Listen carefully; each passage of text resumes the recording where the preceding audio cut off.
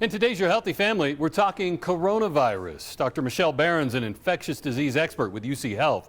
She's emphasizing there is no need for public panic or fear when it comes to COVID-19, even though she has no doubt we will see confirmed cases here in Colorado. I think it's a matter of time. I think the way it's spreading across the United States, and because people are still traveling and living their lives, which they should, we'll see some cases. Since my interview with Dr. Barron on Tuesday of this week, news comes late Wednesday that 2 people in Colorado have self-quarantined after possible exposure to COVID-19.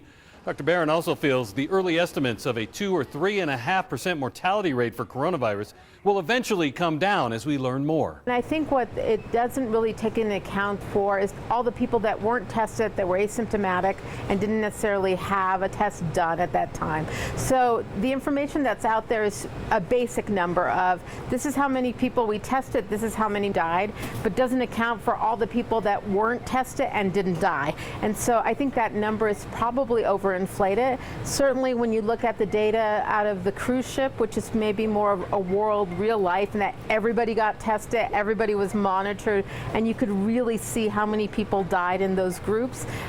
It's probably going to be closer to the flu, and it's probably nowhere near the 2% that is being quoted. But obviously we need more data to be able to really define that. But I think that's made people more anxious unnecessarily. As the push to educate the public and keep them informed continues, the numbers will continue to rise.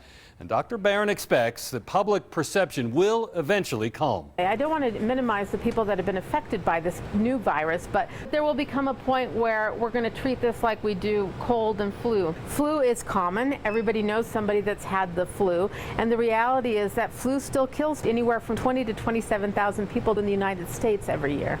If you're sick enough, you're having problems breathing, then we want to see you. Otherwise, we'll tell you to stay home and take whatever you need, fluids or medications to take your fever away or your joint aches or whatever along those lines. For Your Healthy Family, I'm Ira Cronin. For more on this story, head to yourhealthyfamily.com.